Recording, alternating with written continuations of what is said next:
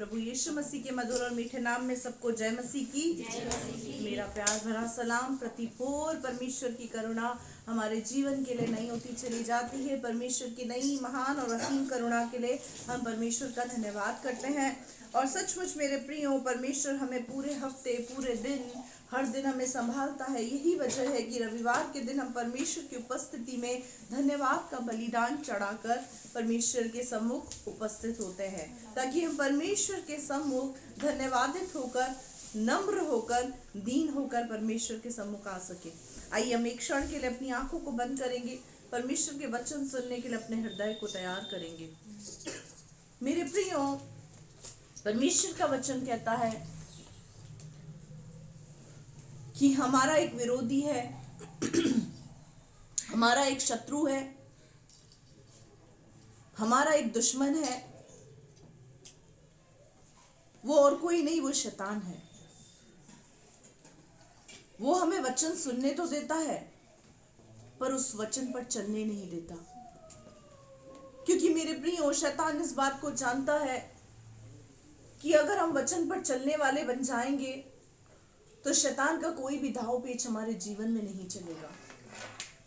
शैतान का कुछ भी हमारे अंदर नहीं होगा। यीशु मसीह ने अपने चेलों से कहा, देखो, इस संसार का सरदार शैतान आता है, लेकिन मुझ में उसका कुछ भी नहीं। मेरे प्रियो, आप में अगर शैतान की कोई आदत, उसका स्वभाव, उसका जैसा चाल चलन अगर आपके अंदर है, तो शैतान आपके अंदर आएगा और आपके जीवन को तहस नहस करेगा। यीशु ने कहा कि मेरे अंदर शैतान का कुछ भी नहीं। इसका मतलब मेरे प्रियो, यीशु मसीह अपना जीवन परमेश्वर की इच्छा के अनुसार जीते थे। यही कारण था कि शैतान का उनके ऊपर कोई अधिकार नहीं था। अगर आज जो यहाँ बैठे हैं, वो भी चाहते हैं कि शैतान उनकी जिंदगी को छूने भी ना पाए, तो अपने हृदय पर हाथ रखें। क्योंकि मेरे प्रियो, हम वचन सुनते तो है, अगर उस पर नहीं चलते तो शैतान हमारी जिंदगी में बार बार आएगा। और वो हमारा विरोधी है, हमारा दुश्मन है, हमारा शत्रु है, जो हमें परमेश्वर के वचन पर चलने नहीं देता। जैसे ही हम निर्णय लेते हैं कि हम परमेश्वर के वचन का पालन करेंगे, परमेश्वर के वचन को न केवल सुनेंगे वरन उसके अनुसार चलेंगे, तुरंत प्रभाव से आपके कानों में आकर नकारात्मक बातों को बोलकर वो अपनी चालों को चलता है। और उसी समय आपके दिमाग के अंदर से वो वचन को चुरा लेता है, आपके हृदय के अंदर से उस वचन को चुरा कर आपके अंदर नकारात्मक बीज को बो देता है और बड़ी ही चालाकी के साथ आपका तमाशा बनाकर हंसता है। मेरे प्रियो, ये वचन है, परमेश्वर का वचन कहता है, यीशु ने कहा, धन्य है वे जो परमेश्वर के वचन को सुनते हैं और उसे मानते हैं, उसके अनुसार चलते हैं। वो ही मेरे भाई बहन, मेरे बेटा बेटी हैं, वो ही मेरे रिश्तेदार हैं जो परमेश्वर के वचन को सुनते और उसके अनुसार चलते हैं, परमेश्वर की इच्छा को पूरा करते हैं। मेरे अजीजों, आज जब परमेश्वर का वचन आता, हर बार की तरह अगर हम सुनकर आज भी अपने मन को कठोर करके यहाँ से चले जाएंगे, तो हम कुछ भी हासिल नहीं कर पाएंगे। क्योंकि परमेश्वर का वचन कहता है, यदि तुम उसका शब्द सुनो तो अपने मन को कठोर ना करो। इजरायलियों ने अपने मन को कठोर किया, मूसा की बात को नहीं सुना, इसीलिए इजरायली लोग जंगल में नाश हो गए। क्योंकि जो मूसा बोलता था वो परमेश्वर की आवाज सुनकर बोलता था। उन्होंने मूसा का इनकार नहीं किया, उन्होंने परमेश्वर का इनकार किया, परमेश्वर की वाणी का इनकार किया। मेरे प्रियो, आज मूसा की जगह परमेश्वर ने आपके मत्थे में मुझको रखा है। और जब परमेश्वर आपसे कुछ कहना चाहता है तो अपने हृदय को कठोर ना करें। मेरे प्रियो, कठोर व्यक्ति टूटकर खत्म हो जाता है, लेकिन जिस व्यक्ति के अंदर लचीलापन होता है, फ्लेक्सिबिलिटी होती है, नम्रता, दीनता होती है, वो व्यक्ति आशीषित होता है। आज आपका निर्णय है कि हर बार की तरह क्या परमेश्वर के वचन को सुनकर हम हल्के में लेंगे, या फिर हम उस वचन के अनुसार अपने जीवन को जिएंगे। मेरे प्रियो, ये संसार हमको कुछ नहीं देगा, ये दुनिया हमको कुछ भी नहीं दे सकती। हमारे दुख, हमारे तकलीफ, हमारी परेशानी में हमारे साथ सिर्फ एक ही है जो खड़ा रहता है, वो हमारा बनाने वाला है, वो हमारा परमेश्वर है, वो हमारा पिता है, वो हमारा स्वर्गीय पिता है, वो हमारा प्रभु यीशु मसीह है जो हमारे साथ खड़ा रहता है। आइए अपने हृदय को तैयार करें वचन सुनने के लिए, उस पर चलने के लिए अपने हृदय को तैयार करें कि परमेश्वर जो वचन तेरा आएगा, मैं केवल उसको सुनूंगा सुनूंगी नहीं प्रभु, मैं उस पर चलूंगा, मैं उस पर चलूंगी। ओ रबा शंदा रबा रबरी अत्था रबरी कला रबा शिकिंदीरी भी। पवित्र आत्मा, मैं आपका स्वागत करती, आपकी उपस्थिति के लिए पवित्र आत्मा मैं अपना पूरा कंट्रोल, कब्जा मत्ती 10:20 के वचन के अनुसार पवित्र आत्मा आपके हाथों में देती। बोलने वाली मैं नहीं, परमेश्वर तेरा आत्मा है जो मुझ में से होकर बोलता और बातचीत करता है। प्रभु तेरा वही आत्मा आज यहाँ कार्य करने पाए। वचन के बीच चुराने वाली आत्मा को, डिस्टर्बेंस की, गड़बड़ी की आत्मा को, नींद, सुस्ती, आलस्य दिलाने वाली, ऊँगने वाली आत्मा को, डिस्टर्बेंस की आत्मा को मैं इसी समय यीशु के नाम से यहाँ से गेट आउट कहती। पवित्र आत्मा हर एक को यहाँ बैठने की, सुनने समझने शक्ति, सामर्थ्य तू प्रदान कर। पवित्र आत्मा मैं गूगल मीट को, यूट्यूब चैनल को, लाइट को, विजिबिलिटी को, क्लैरिटी को, वॉइस को, तमाम बातों को पवित्र आत्मा तेरे नियंत्रण, तेरे कंट्रोल, तेरे कब्जे में देगी। प्रभु तू यहाँ काम कर। जो वचन रूपी बीज बोया जाता, एक एक की जिंदगी से 100 गुना प्रतिफल लाने पाए पिता। वचन के बीज चुराने वाली आत्मा यहाँ से मैं इसी समय यीशु के नाम से डिस्ट्रॉय करती, इनकी जिंदगियों से डिस्ट्रॉय करती। मैं तुझसे विनती करती, आगे के समय को तेरे हाथों में देती। दुआ यीशु के नाम से मांगती, आमीन। हालेलुया। आइए अधिक समय न लेते हुए हम वचन की ओर चलेंगे।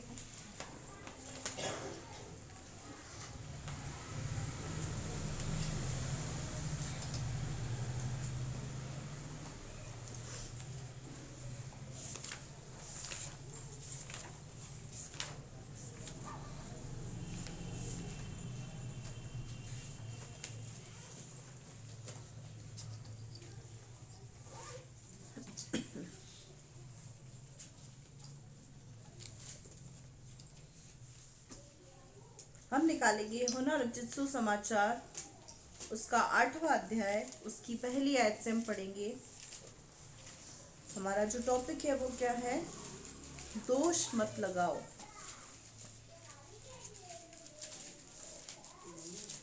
यूहन्ना सुसमाचार 8वां अध्याय, पहली आयत, पेज नंबर 142। मेरे प्रियो, जो आज का हमारा टॉपिक है वो है दोष मत लगाओ। ये देखा जाए तो एक बहुत ही भयानक पाप है। हम मसीह जीवन के अंदर ये छोटी छोटी बातों को, झूठ मत बोलना, गाली नहीं देना, इन बातों को बहुत छोटा छोटा समझते हैं। लेकिन मेरे प्रियो, परमेश्वर का वचन इन बातों को हमको गंभीरता से लेना सिखाता है। ये दोष लगाने वाली जो आत्मा होती है, दोष लगाने वाला जो स्वभाव होता है, वो स्वभाव किसका होता है? वो स्वभाव शैतान का है। सबसे पहले जो गड़बड़ी हुई ना, सबसे पहले परमेश्वर के वचन, परमेश्वर ने जब इस सृष्टि को बनाया, उस सृष्टि को जब परमेश्वर ने बनाया, परमेश्वर ने मनुष्य को आज्ञा दी कि अदन की वाटिका के अंदर तमाम फल है, बहुत सारे फल है जिसकी गिनती बाइबल के अंदर नहीं लिखी हुई है। उन फलों में से तुम हर फल को खा सकते हो, लेकिन सिर्फ एक फल है, बुद्धि और ज्ञान का फल, उसको तुम नहीं खाना। ये क्या था? ये थी आज्ञा। क्या थी? आज्ञा। परमेश्वर ने क्या दी थी मनुष्य को? आज्ञा। लेकिन आदम और हव्वा ने उस फल को तोड़कर खाया तो क्या हुआ? अनाज्ञाकारिता। जहां पर अनाज्ञाकारिता होती है वहां पर पाप का उद्घाटन होता है। क्या होता है? जहां पर अनाज्ञाकारिता होगी वहां पर पाप का उद्घाटन होना तय है। और जहां पर पाप होगा वहां पर दो चीजें होंगी। क्या? एक क्षमा और दूसरा दोष लगाना। जब व्यक्ति कुछ पाप करता है तो वो उस पाप के अंतर्गत क्या करता है? अपने पाप को छुपाने के लिए सामने वाले पर दोष लगाता है। अपने गुनाहों को छुपाने के लिए सामने वाले के ऊपर रायता डोलने की कोशिश करता है। घर के दो बच्चे हैं, अगर एक बच्चे से कांच टूट गया तो वो दूसरे पे डाल देगा, इसने मुझे धक्का मारा इसीलिए मेरे हाथ से कांच छूट गया और टूट गया। दो चीजें हैं। पिछले समय में मैंने आपको सिखाया था क्षमा के बारे में। लगातार हम इस चीज को देख रहे हैं। 1 तारीख से आपको यही चीज सिखाई जा रही है कि पीछे की बातों को भूलकर आगे की ओर बढ़ना। वो पहला टॉपिक था क्षमा। क्षमा मांगो, क्षमा करो, बात खल्लास। एक विश्वासी के जीवन के अंदर इन क्वालिटीज का होना बहुत जरूरी है। अगर आपसे गलती हुई है परमेश्वर के विरुद्ध, किसी मनुष्य के विरुद्ध, आप उससे क्षमा मांगे, उसको क्षमा करें, अपना रिश्ता पहले के समान बिल्डअप करें। ये तो होता है मसीह तरीका रिश्ते सुधारने का, परमेश्वर की दृष्टि में खरा होने का। दूसरा तरीका होता है दोष लगाना। दूसरा तरीका क्या होता है? दोष लगाना। ये दो ही तरीके हैं पाप से बचने के लिए। अनाज्ञाकारिता करके पाप का उद्घाटन तो हमने कर दिया, लेकिन उस पाप से बचने का दो तरीका है। एक तो परमेश्वर के वचन के अनुसार है क्षमा मांगना और क्षमा करना। दूसरा है शैतान की तरफ से फुल अपॉर्चुनिटी। क्या है वो? दोष लगाना, दोषारोपण करना। अब वो दोषारोपण किस प्रकार का होता है हम इस चीज को देखेंगे, और यीशु मसीह उसके विषय में क्या कहता है आज हम इस चीज को सीखेंगे कि यीशु मसीह क्षमा के फेवर में तो है। क्यों? क्योंकि यीशु मसीह ने क्रूस से पहली वाणी क्या कही? हे पिता इन्हें क्षमा कर क्योंकि ये नहीं जानते ये क्या कर रहे हैं। यीशु मसीह ने उन लोगों को क्षमा किया जिनकी गलतियां क्षमा करने की योग्य नहीं थी। ध्यान से सुनना इस बात को। हम अपने आप को यीशु का चेला कहते हैं। क्या कहते हैं? हम यीशु मसीह के फॉलोअर हैं, हम यीशु मसीह के चेले हैं। यीशु मसीह ने उन लोगों को क्षमा किया जिनको यीशु मसीह को क्षमा करने की योग्यता नहीं थी। जो लोग क्षमा के योग्य नहीं थे, यीशु मसीह ने उनको क्षमा किया। यीशु मसीह क्षमा के फेवर में है। अब दोष के फेवर में यीशु मसीह कितना है हम उस चीज को देखेंगे। पढ़ो बेटा। व्यभिचारिणी को क्षमा। हाँ। परंतु यीशु जैतून के पहाड़ पर गया, भोर को वो फिर मंदिर में आया। सब लोग उसके पास आए और वो बैठकर उन्हें उपदेश देने लगा। तब शास्त्री और फरीसी एक स्त्री को लाए जो व्यभिचार में पकड़ी गई थी और उसको बीच में खड़ा करके यीशु से कहा, क्या हुआ मेरे प्रियो? व्यभिचारिणी को क्षमा। अब सुनना, ये टॉपिक क्षमा के ऊपर है, लेकिन दोष के विषय में यीशु मसीह के क्या विचार है मैं इस चीज को आज बताना चाहती हूँ आपको। परंतु यीशु जैतून के पहाड़ पर गया, भोर को वो फिर मंदिर में आया। सब लोग उसके पास आए और वो बैठकर उन्हें उपदेश देने लगा। यीशु मसीह क्या कर रहा है? जिसे आज यहाँ से आपको उपदेश दिया जा रहा है, उस समय में यीशु मसीह क्या कर रहा था? जैतून पहाड़ पर, एक पहाड़ पर यीशु मसीह बैठ गया और लोग भीड़ की भीड़ इकट्ठी होकर यीशु मसीह के साथ क्या कर रहे हैं? उपदेश को सुन रहे हैं। क्या कर रहे हैं? शिक्षा और ज्ञान की बातों को ले रहे हैं। मेरे प्रियो, सुनना काफी नहीं है। यीशु मसीह के पीछे भीड़ की भीड़ चलती थी उसकी सुनने के लिए। सुनना लोगों को बहुत अच्छा लगता है। ज्ञान की बातें बहुत सुकून देती हैं। कानों के अंदर कैसी लगती है? बहुत अच्छी बातें हैं मेरे प्रियो। लेकिन उस ज्ञान को प्राप्त करके उसके ऊपर चलना वो बहुत महत्वपूर्ण है। मैं अक्सर बच्चों को इस बात को बोलती हूँ, इस किताब की अगर तुम वैल्यू ना करो, उसका आदर ना करो, तो ये कुछ भी नहीं है, सिर्फ एक कागज के टुकड़े हैं। इसकी वैल्यू कैसे करेंगे हम? लाल कपड़े में इसको पैक करके इस पे सिंदूर लगाकर सुबह शाम इस पर अगरबत्ती लगाना, ये इसका आदर नहीं है। इसका आदर है इसको पढ़ना और इसमें पढ़ी गई बात जो तुम आपने पढ़ी है उन बातों के अनुसार चलना, तब आप इस किताब का आदर करेंगे। इस किताब को आलो तिकालो पर कितना भी सजा सवरा के रखे, रोज इसकी मिट्टी झटके, रोज सब कुछ करे, ये इस किताब का आदर नहीं है। इसके शब्दों का आदर जब भी होगा जब आप इसको सुनेंगे, इस पर चलेंगे, इसको मानेंगे। यहां क्या हुआ, यीशु मसीह उपदेश दे रहा है।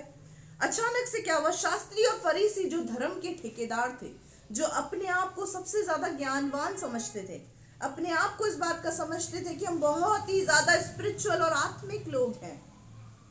कई बार मेरे प्रियो, एक विश्वासी के अंदर जब वो आत्मिक स्तर के अंदर उन्नति करता है, उसके अंदर भी घमंड आ जाता है।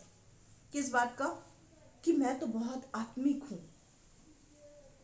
और वो दूसरों के जीवन के अंदर कमियां ढूंढना शुरू कर देता है। ये बहुत भयानक पाप है एक विश्वासी का। अगर आप आत्मिक स्तर पर उन्नति कर रहे हैं, परमेश्वर का धन्यवाद करें और उस व्यक्ति के लिए प्रार्थना करें जो कलीसिया के अंदर उन्नति नहीं कर रहा है। ये आपका कर्तव्य है। अगर आप आत्मिकता में उन्नति कर रहे हैं, इसका मतलब ये नहीं है कि आप न्याय की कुर्सी पर बैठकर लोगों का न्याय करना शुरू कर दें, उनके अंदर कमियां ढूंढना शुरू कर दें। शास्त्री फरीसियों की आत्मा आज भी कलीसिया के अंदर कार्य कर रही है। शास्त्री फरीसी क्या करते थे, अपने आप को धर्म का ठेकेदार समझकर, अपने आप को बहुत स्पिरिचुअल और आत्मिक समझकर, अपने आप को बहुत बड़ा व्यवस्थापक समझकर क्या करते थे, लोगों की कमियों को बटोर कर यीशु मसीह के सामने लाकर खड़ा कर देते थे। ऐसा ही शास्त्री फरीसियां क्या कर रहे हैं, एक व्यभिचार में पकड़ी हुई स्त्री को यीशु के सामने लाकर खड़ा कर रहे हैं। याद रखना मेरे प्रियो, व्यभिचार जब होता है तो व्यभिचार किसी एक व्यक्ति से नहीं होता है।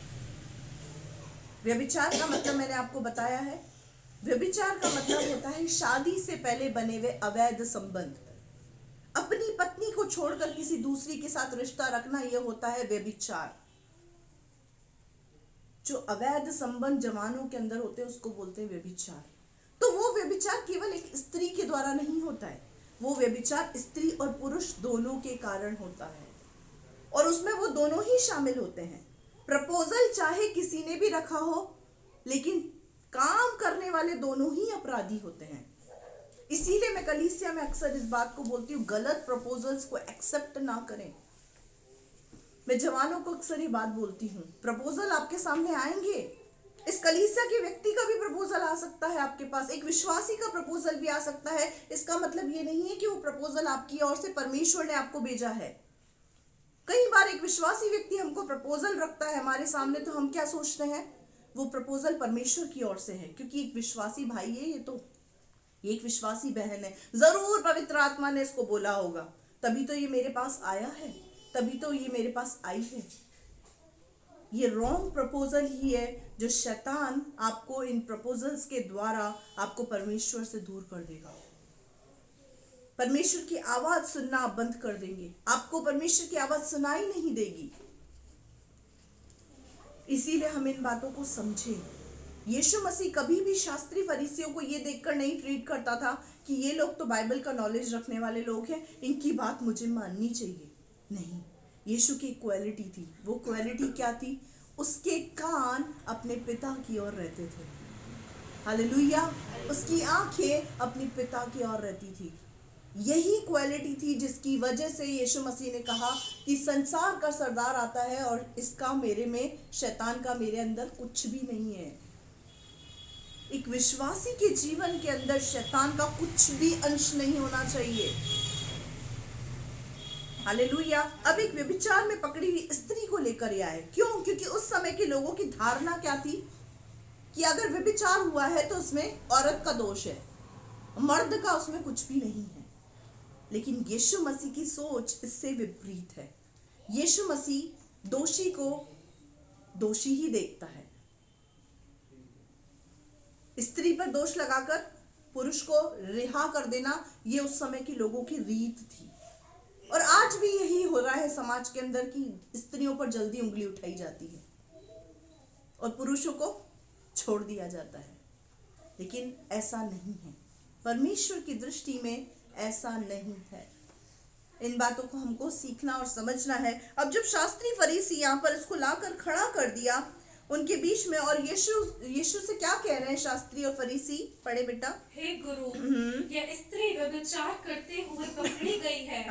व्यवस्था में मूसा ने हमें आज्ञा दी है कि ऐसी स्त्रियों पर पथराव करें। अब क्या लिखा है यहाँ पर शास्त्री फरीसी यीशु मसीह को क्या बोल रहे हैं? हे गुरु। क्या बोल रहे हैं?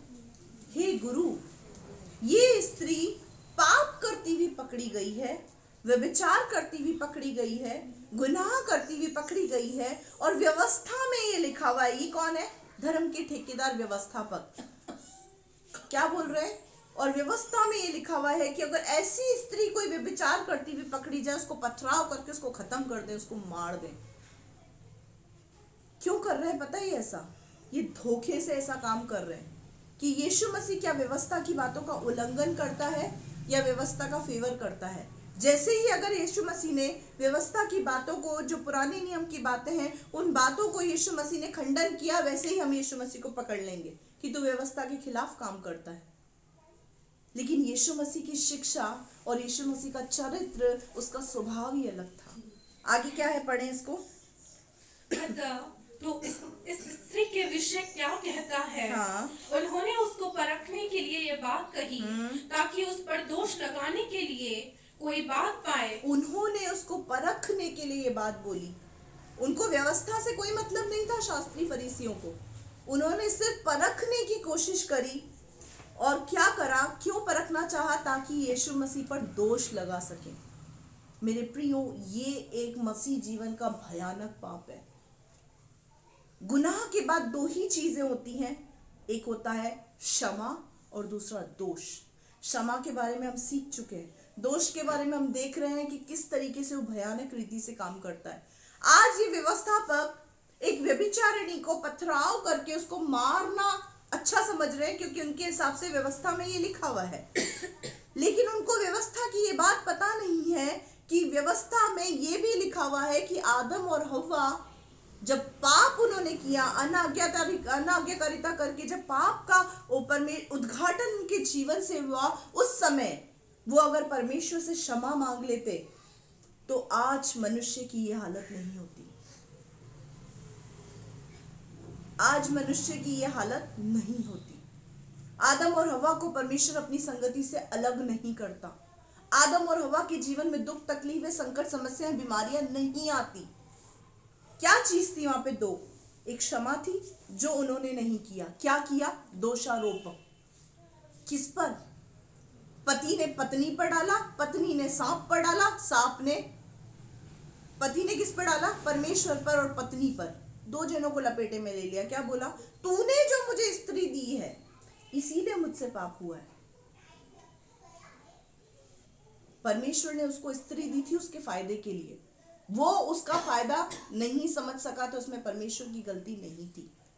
परमेश्वर को क्या कह रहा है? तूने जो मुझे स्त्री दी है ना, उसने मुझे फल खिलाया। पति ने अपना पलड़ा किस पे झटक दिया? परमेश्वर पर और पत्नी पर। पत्नी ने क्या बोला? शैतान ने सांप के रूप में आके मुझे बहका दिया और मुझसे फल खिला लिया। मेरे प्रियो, क्या हुआ? वहां पर श्राप आ गया। कारण दोषारोपण। हम इस दोष लगाने वाली चीज को बहुत हल्का लेते हैं। जब मैं परमेश्वर की उपस्थिति में बैठी थी, मैंने परमेश्वर से पूछा, प्रभु तेरे वचनों से मुझे किस टॉपिक को शेयर करना है, तो मुझे बता। परमेश्वर ने मुझे सिर्फ इस टॉपिक को देकर बोला, दोष न लगाना, दोष के बारे में लोगों को सिखा। उस समय मैंने इतनी गहराई से इस बात को नहीं सोचा, मैंने सिर्फ लिख दिया और मैंने परमेश्वर से कहा, ठीक है परमेश्वर। लेकिन जब मैं यहाँ परमेश्वर की उपस्थिति में खड़ी थी तो परमेश्वर की आत्मा ने मुझसे बोला, पाप के बाद दो ही रास्ते होते हैं बेटा, एक क्षमा और दूसरा दोषारोपण। क्षमा के बारे में मैंने तेरे द्वारा इन बच्चों को सिखा दिया है। आज दोष के बारे में इनको बता कि ये कितना भयानक पाप है। अब यहाँ ये क्या कर रहे हैं? यीशु मसीह पर दोष लगाने के लिए उसको परखने की कोशिश कर रहे हैं।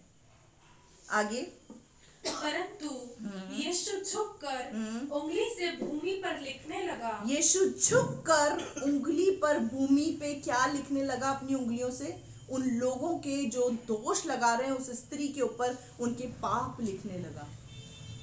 हालेलुया। यीशु मसीह अंतर्यामी है, उसको आपका पास्ट, आपका प्रेजेंट और आपका फ्यूचर सब पता है। भूत, भविष्य और वर्तमान, यीशु मसीह को आपका सब पता है, सब कुछ। यहाँ पर यीशु मसीह ने क्या किया? यीशु मसीह को पता था ये किस वजह से मेरे पास आए हैं। यीशु मसीह ने उनसे ज्यादा आर्ग्यूमेंट नहीं किया। यीशु मसीह ने मुंह खोलकर उनको उनके पाप बताना भी शुरू नहीं किया। ध्यान रखना, यीशु मसीह अपनी जुबान से किसी को पापी नहीं बोलता है। यीशु मसीह अपनी जुबान से किसी को पापी नहीं बोलता है। यीशु मसीह किसी के ऊपर दोष नहीं लगाता है।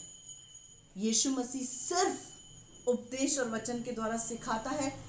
मनुष्य का आत्मा ही है जो उसको दोष देता है कि तूने पाप किया है। ये बहुत गहरी बात है, इसको समझें।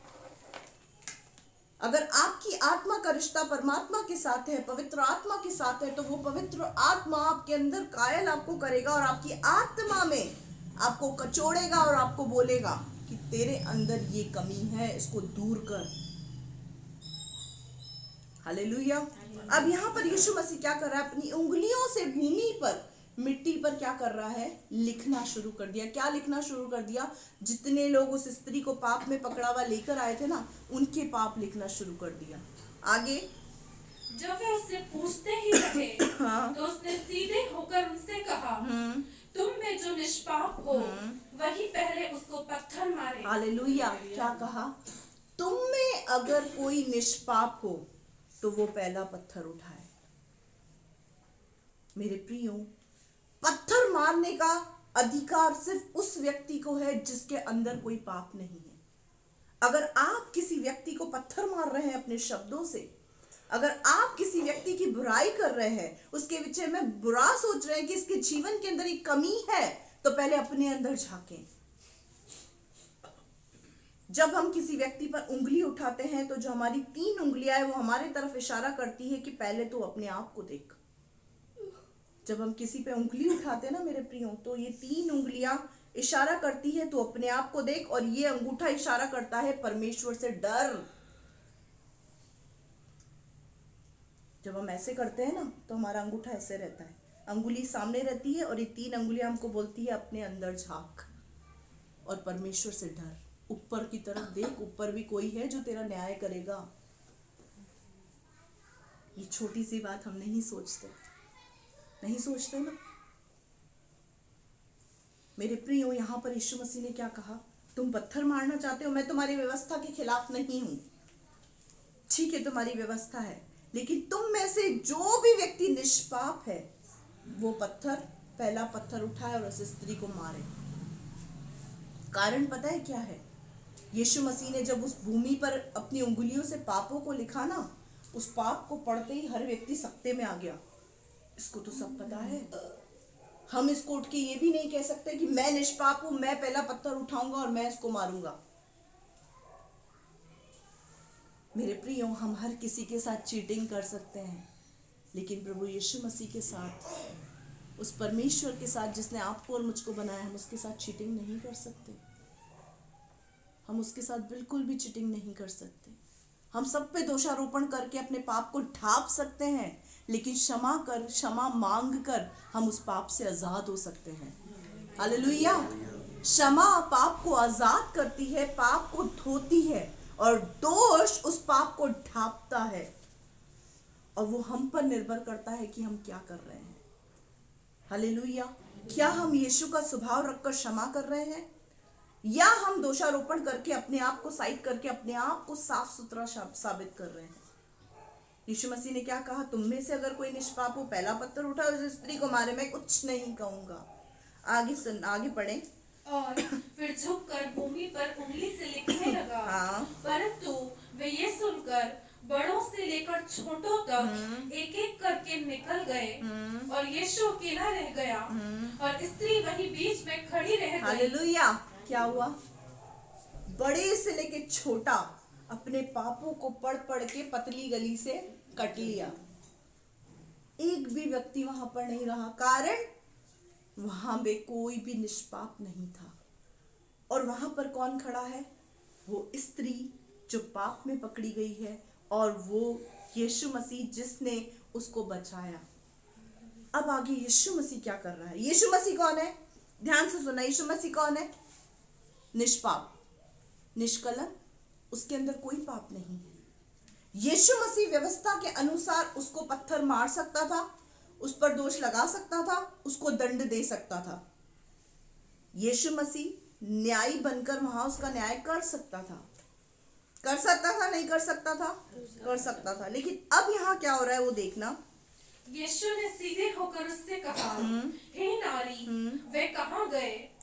क्या कहा यीशु मसीह ने? यीशु मसीह ने सीधे खड़े होकर भूमि से उठकर क्या कहा? हे नारी, वो कहाँ गए? बात करने का तरीका यीशु मसीह का देखें। आपके विरुद्ध में कोई गलती तो कर दे, पाप तो कर दे, हमारा तरीका ही बदल जाता है बात करने का। हम क्या यीशु मसीह की जगह अगर हम होते, हे व्यभिचारिणी, वे कहाँ गए? हे पापी स्त्री, वे कहाँ गए? ये जो क्वालिटीज है ना, इस क्वालिटी को अपने अंदर से निकाले। कौन सी क्वालिटी? दोष लगाने वाली। इसने किया, इसकी वजह से, इसकी वजह से, इसकी वजह से। प्रार्थना क्यों नहीं करते हो भाई? मेरे भाई की वजह से, मेरी बहन की वजह से, मेरी माँ मेरे को नहीं करने देती है। ये दोषारोपण है मेरे प्रियो। इसकी वजह से, इसकी वजह से, सारा दिन जो ये करते हैं ना, कभी ये भी देख लिया करें कि ये कहाँ जा रहा है। आप जैसे हैं वो आप अपनी वजह से हैं, किसी और की वजह से नहीं। अपनी गलतियों को ढकने के लिए आप दूसरों के ऊपर दोषारोपण करते हैं। आपके जीवन में जो घटित हुआ वो आपकी वजह से घटित हुआ है, उसको ढकने के लिए आप दूसरों के ऊपर दोषारोपण करते हैं। अब यहाँ क्या लिखा हुआ? यीशु मसीह ने क्या कहा? हे नारी, वे कहाँ गए? वो स्त्री बहुत डरी हुई और सहमी हुई है, बहुत डर रही है। क्यों? क्योंकि लोग उसको घसीट कर लाए। जब लोग चले गए तो उस स्त्री को जान में जान आई, और उसको क्या लगा पता है? सब चले गए क्योंकि सब पापी थे, इसलिए मुझे किसी ने पत्थर नहीं मारा। लेकिन ये स्त्री इस बात को जानती है, जो मेरे सामने खड़ा है वो निष्पाप है, वो मुझे दंड दे सकता है, ये अधिकार उसके हाथ में है। लेकिन आगे यीशु मसीह क्या बोल रहा है? अगली ही वाणी यीशु मसीह की क्या थी? सुनना। क्या किसी ने तुझ पर दंड की आज्ञा न दी? क्या किसी ने तुझ पर दंड की आज्ञा नहीं दी? यीशु मसीह क्या कर रहा है? सिर्फ बातचीत कर रहा है कि किसी ने भी तुझ पर दंड की आज्ञा नहीं दी। मेरे प्रियो, यीशु मसीह की ये टॉकिंग ही थी, जो यीशु मसीह की जो ये बातचीत का जो तरीका और सलीका था ना, वो तरीका और सलीका ही था कि लोगों का जीवन बदल जाता था। हालेलुया। तरीके और सलीके से जीवन बदलता है, बोलने के तरीके से। तू तो एक नंबर का ऐसा व्यक्ति है, वो नहीं सुधरेगा, वो नहीं सुधरेगा। सुन सुन के सामने वाला व्यक्ति ढीठ हो जाएगा, और उसको क्या लगेगा? जब मैं इसकी दृष्टि में ऐसा ही हूं तो ऐसा ही सही। ताना, मैंने पिछली बार भी इस बात को बताया है कि ताना मारने से सामने वाले व्यक्ति के जीवन में सुधार नहीं आएगा। उसे प्यार से ट्रीट करें, सलीके से और तरीके से बात करें।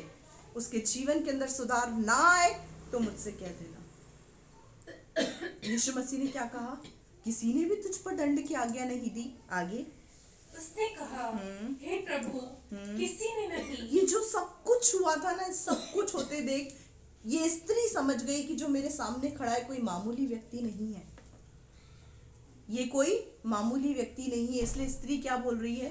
हे प्रभु, किसी ने भी मुझ पर दंड की आज्ञा नहीं दी। आगे यीशु ने कहा, हाँ, मैं भी तुझ पर दंड की आज्ञा नहीं देता। हालेलुया। यीशु ने क्या कहा? मैं भी तुझ पर दंड की आज्ञा नहीं देता हूँ, यानी मैं भी तुझ पर दोष नहीं लगाता हूँ, मैं तेरा न्याय नहीं करता हूँ, मैं तुझे क्षमा करता हूँ। हालेलुया। क्या ये स्वभाव हमारे अंदर है? हमारे अंदर ये स्वभाव है? हम क्षमा करने से ज्यादा दोष लगाना अच्छा समझते हैं, और कारण क्या होता है पता है? हम फंसते चले जाते, फंसते चले जाते, फंसते चले जाते हैं। परिवार के अंदर परिवार टूट जाता है, बिजनेस के अंदर जो हमारे बॉस होता है वो हमसे खुश नहीं होता, हमारी कलीग्स हमसे खुश नहीं होते, जॉब के अंदर, बिजनेस के अंदर, इन सब जगहों पर हम अपने जीवन के अंदर सक्सेस को नहीं महसूस कर पाते। कारण पता है क्या है? हमारे अंदर दोष लगाने वाली आत्मा है। बॉस पूछता आपका काम देरी से क्यों हुआ, वो ना मेरे घर में ऐसा हो गया था, ऐसा हो गया था, वैसा हो गया था, इसलिए मैं काम नहीं कर पाया, मेरी मम्मी की वजह से नहीं कर पाया, मैं इसकी वजह से नहीं कर पाया। ये क्या होता है? ये सिर्फ दोष लगाना होता है। करना क्या होता है पता है? सिर्फ बॉस के सामने क्षमा मांग के उससे समय मांग लो, मुझे क्षमा कर देना बॉस, मुझसे नहीं हुआ, मुझे 1-2 दिन का समय दे दो, मैं कर दूंगा। मेरे प्रियो, क्षमा में बहुत ताकत है, लेकिन दोष में उतना ही ज्यादा नुकसान है।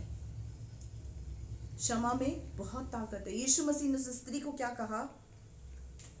मैं भी तुझ पर दंड की आज्ञा नहीं देता, हाँ। जा और फिर पाप न करना। जा फिर पाप मत करना। यीशु मसीह क्या करता है? पापियों से प्रेम करता है, गुनहगारों से प्रेम करता है। यीशु मसीह ने ये तो कहा मैं पापियों को बचाने आया हूं, लेकिन यीशु मसीह ने किसी को ये नहीं कहा हे पापी। यीशु मसीह में दोष लगाने वाली आत्मा नहीं थी। जहां पर न्याय का समय आया, यीशु मसीह ने पता है क्या कहा? यीशु मसीह ने कहा अभी इस समय मैं न्यायी नहीं हूं, अभी न्याय करने वाला वो परमेश्वर है, मैं किसी का न्याय नहीं करूंगा, मैं किसी को दंड देने के लिए नहीं आया हूं, मैं व्यक्ति का मन बदलने के लिए आया हूं। पाप से व्यक्ति आजाद हो जाए, पापी का मन पाप से आजाद होकर वो एक धर्मी बन जाए, मैं इसलिए इस पृथ्वी पर आया हूं। लेकिन हम क्या करते हैं? हम सिर्फ हमारी उंगली दोष, सिर्फ ये ऐसा इसकी वजह से, इसकी वजह से, इसकी वजह से, इसकी वजह से। कभी इन 3 उंगलियों को और इस अंगूठे को देख लिया करें, समझ में आ जाएगा कि किसकी वजह से। वो 3 उंगलियां खुद बोलेगी तेरी वजह से, और अंगूठा क्या बोलेगा? उस परमेश्वर से डर, क्योंकि वो तुझे अच्छे से जानता है, उसे पता है तूने क्या किया है, उसको पता है, उसने जो किया उसको भी परमेश्वर को पता है, लेकिन तूने जो किया है वो भी परमेश्वर को पता है। हालेलुया। इसीलिए दोषारोपण करने से अच्छा है कि हम क्षमा का जीवन रखें, क्योंकि यीशु का स्वभाव क्षमा से भरा हुआ था, उसके स्वभाव में क्षमा थी, दोषारोपण नहीं था। अगर हम भी दोषारोपण करते हैं, इसका मतलब हमारे अंदर शैतान का स्वभाव अभी भी है, तो वो आएगा, करेगा काम, परिवार में भी करेगा, बिजनेस में भी करेगा, जॉब में भी करेगा, जिस फील्ड में आप है उस फील्ड में वो काम करेगा। क्यों? क्योंकि आपके अंदर शैतान का स्वभाव अभी भी है। हालेलुया। हम पढ़ेंगे लूका 6:37-42। लूका रचित सुसमाचार 6वां अध्याय 37वीं आयत, पेज नंबर 92। दोष न लगाओ। क्या टॉपिक है? दोष न लगाओ। आगे पढ़ो बेटा। दोष मत लगाओ तो तुम पर भी दोष नहीं लगाया जाएगा, दोषी न ठहराओ तो तुम भी दोषी नहीं ठहराए जाओगे। दोष मत लगाओ तो तुम पर भी दोष न लगाया जाएगा, दोषी मत ठहराओ, नहीं तो तुम भी दोषी ठहराए जाओगे। मेरे प्रियो, जो इंसान जो कुछ बोता है वही वो काटता है। इंसान जो बोता है वही काटता है। यीशु मसीह क्या कह रहा है? दोष मत लगाओ, नहीं तो तुम पर भी दोष लगाया जाएगा। आज तुम जिस पर दोष लगा रहे हो, एक समय आएगा कि कोई तुम पर भी दोष लगाएगा। और दूसरा क्या है? आगे पढ़ो। क्षमा करो हाँ। तो तुम्हें भी क्षमा किया जाएगा। क्षमा करो तो तुम्हें भी क्षमा किया जाएगा। हाँ, हम करते हैं बहन, क्षमा बहुत अच्छे से करते हैं हम तो। हमको क्षमा करना हमसे अच्छा किसको आता होगा? मैंने तो तुझे क्षमा कर लिया, परमेश्वर तुझे देख लेगा। मैंने तो तुझे क्षमा कर दिया, परमेश्वर तुझे देख लेगा। मेरे प्रियो, ये क्षमा नहीं है। क्षमा मैंने बताया था 1 तारीख को यहाँ पर, क्षमा के विषय में बताया था। क्षमा का मतलब होता है क्षमा करके अपना रिश्ता पहले के समान करना, वो है क्षमा। यह है क्षमा, अपना रिश्ता पहले के समान करना, उसको बोलते हैं क्षमा। और मुझे बहुत खुशी हुई जब इस बात को सिखाया गया, तो कुछ बच्चों के मुझे मैसेजेस और मुझे कॉल आए कि आपने जैसा बोला हमने वैसा किया, और हमको बहुत शांति मिली। हम घुट रहे थे ना, हमारी घुटन दूर हो गई। हालेलुया। सीरियसली मुझे फोन आए, मुझे मैसेजेस आए कि बहन मैं किसी को क्षमा नहीं कर पा रही थी, मैंने उसको क्षमा किया, उससे बात किया, अपना रिश्ता पहले की तरह बनाया, मेरी घुटन जिंदगी की चली गई, मेरे जीवन में शांति महसूस होने लगी मुझे। मेरे प्रियो, कर कर देखें, अगर जीवन ना बदल जाए तो मुझसे कह देना। क्या लिखा हुआ है? क्षमा करो तो तुम भी क्षमा किए जाओगे, दोष लगाओगे तो दूसरा कोई आकर तुम पर दोष लगाएगा, क्षमा करोगे तो तुम्हें भी क्षमा मिलेगी। अगर तुम क्षमा करोगे तो तुम्हें भी क्षमा मिलेगी, इंसान से भी और परमेश्वर से भी। हालेलुया। आगे पढ़ो बेटा। पढ़ो पढ़ो पढ़ो, कंटिन्यू दिया करो हाँ। तो तुम्हें भी दिया जाएगा। हाँ। लोग पूरा नाप दबा दबा कर और हिला हिला कर और उभरता हुआ तुम्हारी गोद में डालेंगे। हाँ। क्योंकि जिस नाप से तुम नापते हो उसी से तुम्हारे लिए भी नापा जाएगा। दिया करो तो तुम्हें भी दिया जाएगा। मैंने पिछले हफ्ते बताया था, मेरा टॉपिक नहीं है, दिया करो तो तुम्हें भी दिया जाएगा। इसका मतलब मैंने आपको बताया था, ये कलीसिया क्या है? ये कलीसिया एक एटीएम है और बैंक अकाउंट कहाँ है? स्वर्ग में। आप जो भी सदिया के अंदर डालते हैं, जो भी दान दशमांश भेंटे आप परमेश्वर के भवन में देते हैं, वो रिटर्न बैक आपको ही आके मिलता है, क्योंकि आप अपने बैंक अकाउंट के अंदर पैसा जमा करेंगे तो उस पैसे का फायदा, उसका प्रॉफिट आप ही उठाएंगे। तो इसीलिए लिखा है दिया करो तो तुम्हें भी दिया जाएगा, है ना। और क्या लिखा हुआ है इसमें? जिस नाप से तुम नापते हो उसी नाप से तुम्हारे लिए नापा जाएगा। जैसी क्षमा तुम सामने वाले व्यक्ति को कर रहे हो वैसी ही क्षमा तुम्हें मिलेगी। तुमने क्षमा किया उसको, मैं इसको क्षमा करता हूँ, क्षमा करती हूँ, पर आज के बाद मैं इससे कोई रिश्ता नहीं रखूंगी, तो परमेश्वर भी आपको ऐसे ही क्षमा करेगा। मैंने इसको क्षमा कर दिया, लेकिन आज के बाद मैं भी इससे कोई टॉकिंग टर्म्स नहीं रखूंगा। एज इट इज वैसा ही, जिस नाप से तुम नापते हो उसी नाप से तुम्हारे लिए नापा जाएगा। तुम एक चम्मच लेकर खड़े होगे तो परमेश्वर भी तुमको चम्मच में ही देगा। थाल लेकर खड़े होगे तो थाल में देगा। बाल्टी लेकर खड़े होगे तो बाल्टी में ही देगा। जिस नाप से तुम नापते हो उसी नाप से तुम्हें दिया जाएगा। हालेलुया। आगे, ये टॉपिक नहीं है मेरा, लेकिन किसी दिन पवित्र आत्मा ने मुझे अगुवाई किया तो मैं इस टॉपिक को भी बहुत अच्छे से समझाऊंगी कि नाप का मतलब क्या होता है। मेरा टॉपिक छूट जाएगा, इसलिए मैं यहाँ पर रुक नहीं रही हूँ। आगे पढ़ो बेटा। फिर उसने उनसे एक दृष्टांत कहा। हाँ। क्या अंधा अंधे को मार्ग बता सकता है? हाँ। क्या दोनों गड्ढे में नहीं गिरेंगे? हाँ। चेला अपने गुरु से बड़ा नहीं, परंतु जो कोई सिद्ध होगा वो अपने गुरु के समान होगा। अब मेरे प्रियो, अंधा अंधे को रास्ता नहीं दिखा सकता। इसका मतलब आप किससे सलाह ले रहे हैं, आप इस बात को जानें। आपके सलाहकार कौन है? एक ऐसा व्यक्ति जिसको परमेश्वर के वचन की नॉलेज ही नहीं है, जो खुद अंधकार में जी रहा है, वो आपको क्या रास्ता दिखाएगा? आप किसी से सलाह लेने से पहले, फोन उठाने से पहले पवित्र आत्मा से सलाह लें कि मैं इस व्यक्ति से सलाह लूं। एक अंधा अंधे को रास्ता नहीं दिखा सकता। मैं अपने कलीसियाई तौर पर, पारिवारिक तौर पर मैं किसी मनुष्य से सलाह नहीं लेती हूँ, लेकिन मैं उस लेडी से सलाह लेती हूँ, उससे बात करती हूँ जिसका मुझे पता है, जिसके रिश्ता परमेश्वर से बहुत अच्छा है, और वो व्यक्ति मुझे गलत सलाह नहीं देगा। मैं जब पवित्र आत्मा को बोलती हूँ, पवित्र आत्मा मुझे गाइड करता है, लेकिन मेरा मन करता है कि मैं किसी व्यक्ति से बात करूं। मैं पवित्र आत्मा से पूछती हूँ, तू मुझे बता मैं अपनी इस बात को किससे शेयर करूं। पवित्र आत्मा मुझे एक लेडी का नाम देता है, वो मेरी आइडल है, वो यहाँ नहीं अजमेर की है, और जब मैं उनसे बात करती हूँ मेरे प्रियो, वो मुझे हूबहू वचन से सलाह देती है कि वचन ये बोलता है। और मैंने अपनी जिंदगी में उन बातों को जब अमल किया, आज मैं आपके बीच में आशीषित खड़ी हूँ। हम किससे सलाह ले रहे हैं? किसको फोन घुमाते हैं हम? फॉर्मेलिटी के लिए हमसे भी सलाह ली जाती है और किसी और से भी ली जाती है। मेरे प्रियो, बाइबल बोलती है अंधा अंधे को राह नहीं दिखा सकता। जो खुद ही अंधा है, खुद ही अंधकार में है, जो खुद ही किसी बात को नहीं समझ पा रहा, वो तुमको क्या रास्ता दिखाएगा? अंधा अगर किसी को रोड पार कराए तो क्या करेगा?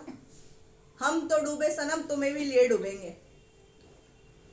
अंधा अगर किसी को रोड क्रॉस कराए तो क्या करेगा? हम तो डूबेंगे सनम, तुम्हें भी ले डूबेंगे। अकेला थोड़ी डूबूंगा, मेरे साथ कोई और भी होना चाहिए डूबने वाला। आगे पढ़ो बेटा। क्या दोनों गड्ढे में नहीं गिरेंगे? दोनों गड्ढे में गिरेंगे, दोनों, सलाहकार और सलाह देने वाला, दोनों ही गड्ढे में। क्योंकि सलाह मांगने वाले ने ये नहीं सोचा कि मुझे किससे सलाह मांगनी चाहिए, और सलाह देने वाले को ये नहीं पता कि मुझे क्या सलाह देनी चाहिए, इसीलिए दोनों ही गड्ढे में गिरेंगे। आगे, चेला अपने गुरु से बड़ा नहीं, चेला अपने गुरु से बड़ा नहीं होता, परंतु जो कोई सिद्ध होगा वो अपने गुरु के समान होगा। अंडरलाइन कर दे, अंडरलाइन करे इस बात को। क्या लिखा हुआ है? परंतु जो कोई सिद्ध होगा वो यीशु के समान होगा। यीशु के समान सिद्धता के स्तर तक अगर हम पहुंचना चाहते हैं तो यीशु के जैसे बन जाए। आगे पढ़े बेटा। तू अपने भाई की आंख के तिनके को क्यों देखता हाँ। है, और अपनी ही आंख का लट्ठा तुझे नहीं सूझता? तू अपने भाई की आंख के तिनके को देख रहा है, तुझे तेरी आंख का लट्ठा नहीं सूझ रहा। इसका मतलब तू सामने वाले पे जो दोषारोपण कर रहा है उसके पाप को लेकर, उससे पहले तो अपने अंदर झांक कि जो उसने किया है ना, उससे भयानक पाप तो तू करके बैठा है। किसी पर दोष लगाने से पहले इस बात को आप सोचें कि जो तू कर रहा है वो तो उससे भयानक पाप है जो सामने वाले ने किया है। तुझे उसकी आंख का तिनका खटक रहा है, लेकिन तेरी आंख में जो लट्ठा पड़ा है उसके बारे में कोई चिंता नहीं। आपके जीवन की कमी, हमेशा आप अपनी जीवन की कमियों पर ध्यान दें। कौन क्या कर रहा है, कौन क्या नहीं कर रहा, उससे मतलब रखने से अच्छा है हम अपने आप से मतलब रखें कि मैं क्या कर रहा हूं, मैं क्या कर रही हूं, मेरे जीवन के अंदर क्या कमी है।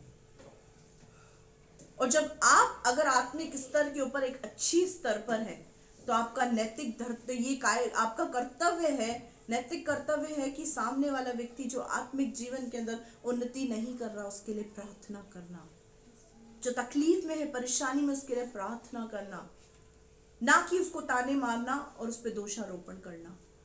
सामने वाले की आंख का तिनका तभी आप निकाल सकते हो जब आपकी आंख के लट्ठे का ऑपरेशन हुआ हो। एक डॉक्टर की आंख में मोतियाबिंद हो, हालेलुया, ध्यान से सुनना, एक डॉक्टर की आंखों में मोतियाबिंद हो, वो किसी दूसरे की मोतियाबिंद का इलाज करेगा? कारण उसको खुद को ही धुंधला दिख रहा है।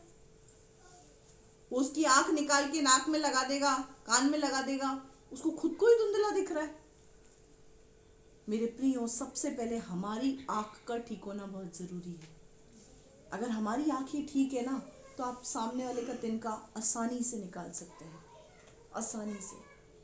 अगर हमारा चरित्र ठीक है, हमारा कैरेक्टर ठीक है, हमारा जीवन, हमारा चाल चलन ठीक है, तो आप सामने वाले व्यक्ति को सही गाइडेंस दे सकते हैं। हम गाइडेंस किससे लेते हैं?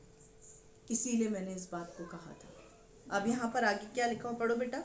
जब तू अपनी ही आंख का लट्ठा नहीं देखता, हाँ। तो अपने भाई से कैसे कह सकता है, हे भाई ठहर जा, तेरी आंख से तिनके को निकाल दूं? अब क्या है, जब तू तेरी आंख का लट्ठा ही नहीं देख पा रहा, तेरे जीवन के अंदर कमी और पाप को नहीं देख पा रहा, तो सामने वाले के अंदर से तू आंख का तिनका कैसे निकालेगा? आगे, हे कपटी, हे कपटी, ऐसा व्यक्ति जिसके खुद की आंख में, खुद के जीवन पर तो एक बड़ा लट्ठा पड़ा है, उसको यीशु मसीह क्या बोल रहा है? हे कपटी। कपटी का मतलब क्या होता है पता है? जो कपट करने वाले लोग होते हैं, छल कपट करने वाले, दोहरी जिंदगी जीने वाले, कि खुद का जीवन तो गड्ढे में पड़ा है और दूसरे को क्या बोल रहे हैं? तेरे जीवन में कमी आ जा, मैं तेरी कमी को दूर करूं। आगे बेटा। पहले अपनी आंख से लट्ठा निकाल, पहले अपनी आंख से लट्ठा निकाल, बहुत जरूरी है। पहले अपने जीवन, अपने कैरेक्टर को ठीक कर, वो तो खुद ब खुद ठीक हो जाएगा। मेरे प्रियो, आप अगर किसी व्यक्ति को सुधारना चाहते हैं ध्यान से सुने, अपने परिवार का भी अगर आपका कोई मेंबर है, आपके कलीग्स है, आपका बॉस है, कोई भी क्यों ना हो, कोई भी XYZ, चाहे कितना क्रूर व्यक्ति क्यों ना हो आपके जीवन के अंदर, इस चीज को आप लिख लें, आप सुधर जाएं, आपको देखकर वो सामने वाला व्यक्ति अपने आप सुधर जाएगा। आपको देखकर वो सामने वाला व्यक्ति अपने आप बदल जाएगा। इसीलिए यीशु मसीह ने क्या कहा, पहले तू अपनी आंखों के लट्ठे का ऑपरेशन कर, अपने जीवन को रेक्टिफाई कर, अपने जीवन को तू ठीक कर, उसके बाद तब जो तिनका तेरे भाई की आंख में है, हाँ। उसे भली बातें देख कर निकाल सकेगा। जो तिनका तेरे भाई की आंख में है, उसे भली भांति देखकर तू निकाल सकेगा। सबसे पहले खुद का इलाज करना जरूरी है। उसका तिनका कैसे निकाल पाओगे? आपका जीवन सही होगा ना मेरे प्रियो, तब आप सामने वाले को गाइड कर सकते हो। अगर आपका जीवन ही ठीक नहीं है, आप सामने वाले को क्या गाइड करोगे? क्या गाइड करोगे? नहीं कर सकते, हम नहीं कर सकते। आज मेरे पास, अगर मैं वचन के अनुसार मेरा जीवन है, सामने वाला व्यक्ति मेरे पास आएगा, मैं उसको वचन के अनुसार सलाह दूंगी तो वो सलाह अच्छी लगेगी। लेकिन मेरा जीवन ही नहीं है वचन के अनुसार, तो मैं उसको क्या सलाह दूंगी? मैं उसको क्या सलाह दूंगी? जो सलाह दूंगी भी ना, वो सलाह उल्टी पड़ के मेरे पास ही आएगी। क्या आएगी? मैं किसी को बोलूंगी भाई इसको क्षमा करो, बहन इसको क्षमा करो, अंदर से मेरा आत्मा क्या बोलेगा? तूने ही नहीं क्षमा किया है। अंदर से क्या बोलेगा पवित्र आत्मा? तूने क्षमा किया। मेरे प्रियो, सबसे पहले अपना इलाज करें, अपना, उसके बाद दूसरों का करें। अगर आप सुधर गए ना, तो आपके लिए जग सुधर जाएगा। हालेलुया। अगर आप सुधर गए ना, तो आपके लिए जग सुधर जाएगा। मेरे से कई बार कुछ लोग बोलते हैं वो बहन तो बहुत क्रूर है, वो भाई तो बहुत क्रूर है, बहुत गंदे तरीके से बात करते हैं। मेरा एक पता है क्या रिस्पॉन्स होता है? नहीं, मुझसे तो बहुत अच्छे से बात करते हैं। कारण मैं सुधर जाऊं तो जग सुधर जाएगा। अगर एक व्यक्ति सुधर जाए ना, तो उसके लिए पूरा जग सुधर जाता है। अगर आप किसी से प्यार से बात कर रहे हैं, मजाल वो आपको पलट के गलत बोल दे, नहीं बोल सकता। अगर बोला है तो अपने आप को जांचने की जरूरत है कि आपका वे ऑफ टॉकिंग क्या है, आपका बात करने का तरीका क्या है। इसीलिए मैं यहाँ से ये कह रही हूँ, दोषारोपण करने से पहले अपनी तरफ उन 3 उंगलियों को देखें कि वो क्या कह रही हैं, और अंगूठे को देखें कि वो परमेश्वर की तरफ इशारा कर रहा है। ऊपर देख, तेरा न्याय करने वाला बैठा है, इसलिए दोषारोपण मत कर। हालेलुया। कुलीसियों 3 का 13 और 14 पढ़ेंगे। कुछ आयतें यहाँ से पढ़कर मैं समाप्त करूंगी। कुलीसियों 3 का 13 और 14, पेज नंबर 279। और यदि किसी को किसी पर दोष देने का कोई कारण हो, तो एक दूसरे की सह लो। यीशु मसीह यहाँ पर क्या कह रहा है? यदि किसी को किसी पर दोष देने की भी अगर कोई वजह है, तो सह लो। हम सह रहे हैं, हम सह रहे हैं, हमसे तो सहा ही नहीं जाता। क्या लिखा हुआ है? किसी को किसी पर दोष देने का अवसर है तो क्या कर लो? उस व्यक्ति की सह लो। क्योंकि एक बार तुम इसकी सहोगे, दूसरी बार सहोगे, तीसरी बार सहोगे, चौथी बार पवित्र आत्मा अपने आप उस व्यक्ति को कायल करेगा। पवित्र आत्मा अपने आप ही उस व्यक्ति को कायल करेगा और उस व्यक्ति का जीवन बदल जाएगा। हालेलुया। अगर आप उसका न्याय करेंगे, उसे दंड देंगे, तो उस व्यक्ति का जीवन नहीं बदलेगा। आगे, और एक दूसरे के अपराध क्षमा करो। एक दूसरे के अपराध क्षमा करो। आगे, जैसे प्रभु ने तुम्हारे अपराध क्षमा किए। जैसे प्रभु ने तुम्हारे अपराध क्षमा किए। मेरे प्रियो, मैं यहाँ से एक बात आपसे पूछना चाहती हूँ, हमें क्षमा किसके द्वारा मिली? यीशु के लहू के द्वारा। हमें क्षमा किसके द्वारा मिली? यीशु के लहू के द्वारा। यीशु ने जो लहू बहाया, उस लहू के बाद यीशु मसीह को पूरा अधिकार था कि यीशु मसीह एक पापी को क्षमा करे, उस पर दोष लगाए या उसका न्याय करे। पूरा उस पर अधिकार, उसको अधिकार था। अगर यीशु भी आपको कह दे कि मैंने तो तुझे क्षमा कर दिया लेकिन मेरा पिता तुझे देख लेगा। अगर यीशु बोले कि मैंने तो तुझे क्षमा कर दिया लेकिन मेरा पिता तुझे देख लेगा, क्या होगा? क्या होगा? जो परमेश्वर न्याय करता था ना पुराने नियम के अंदर, जबरदस्त न्याय करता था, यहाँ पाप यहाँ सजा।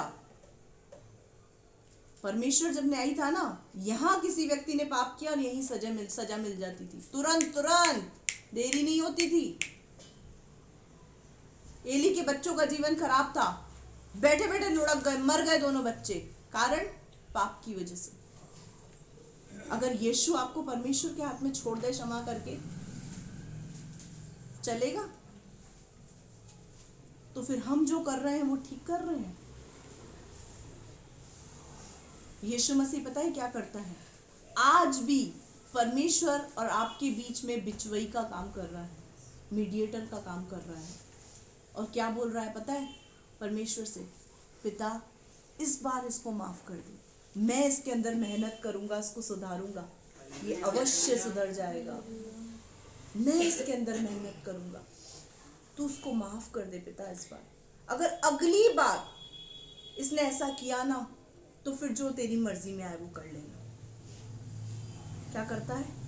आपके लिए विनती करता है।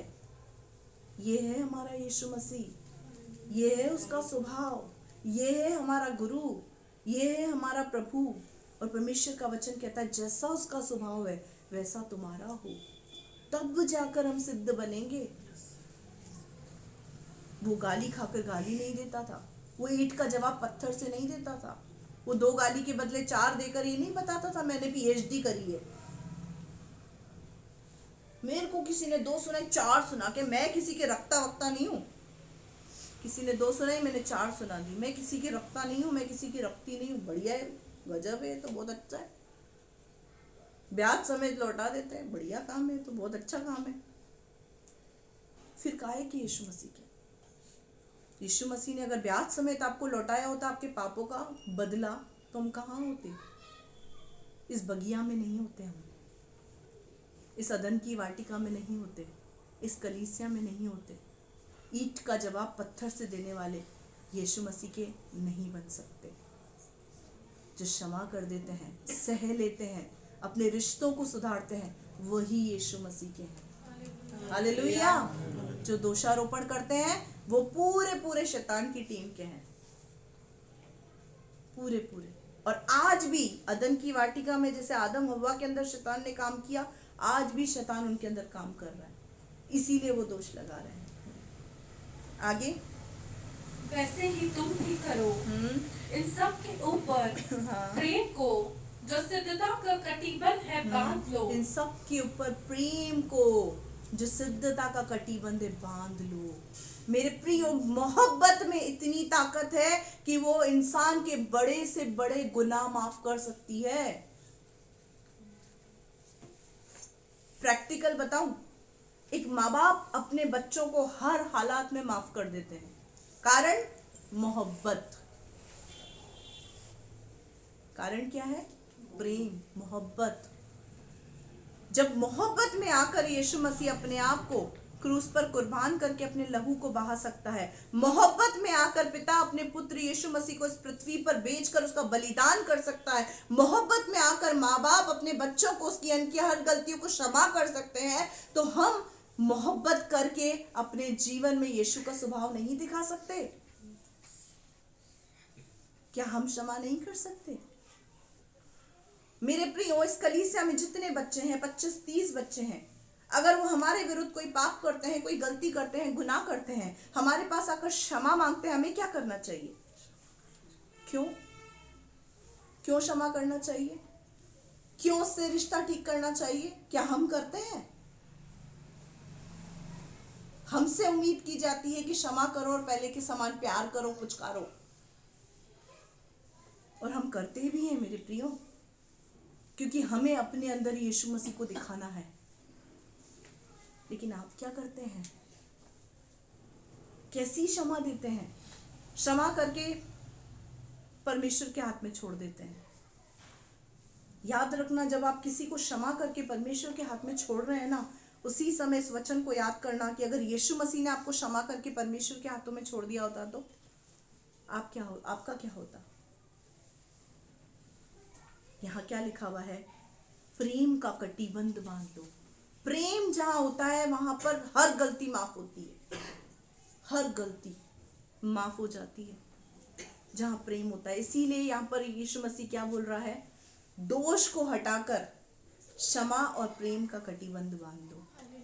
हालेलुया। ये वो गहना है मेरे प्रियो जो आपके जीवन को सजा देगा। हालेलुया।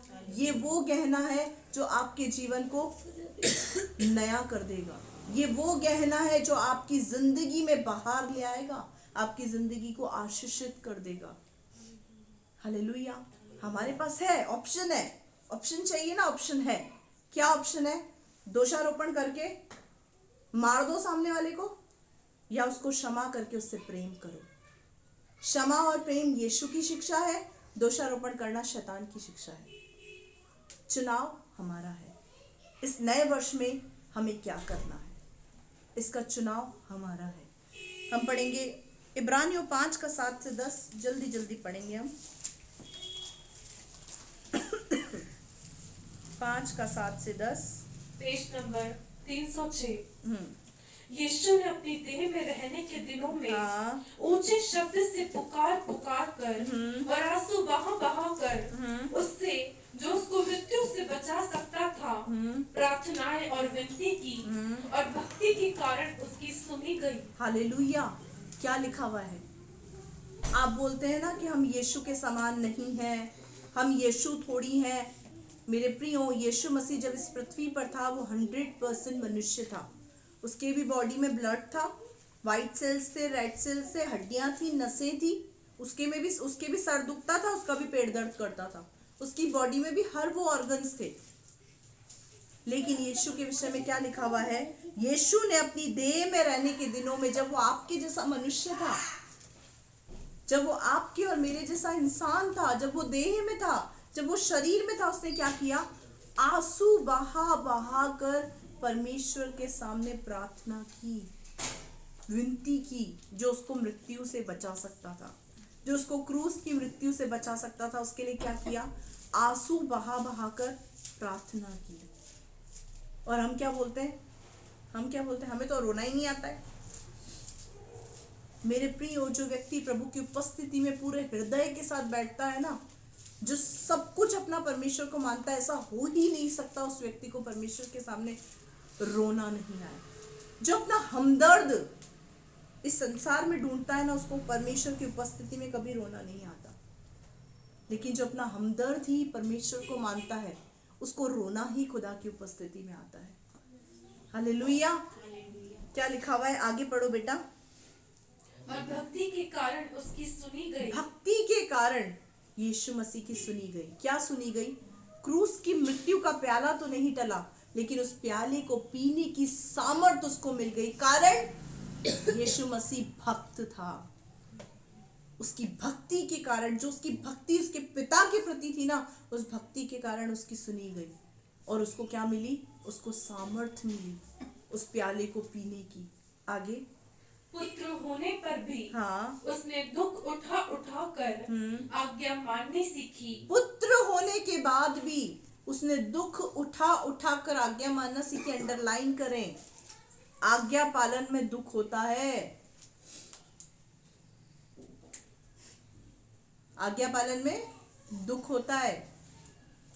आज्ञा पालन इतनी आसान नहीं है, उसमें दुख होता है। आज्ञा मानने में दुख होता है।